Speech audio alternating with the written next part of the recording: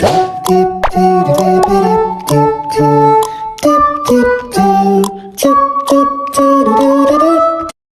everyone, my name is Francis Ibana C. Abelia, and I am here to show you how the vibrate works.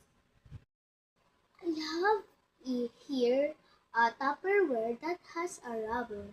Now, if I pull the rubber, it creates sounds and vibration. Another example is this a tumbler. It has water inside. So if I tap the tumbler, the water inside will create waves, vibrate, and sound. Thank you for watching. Bye!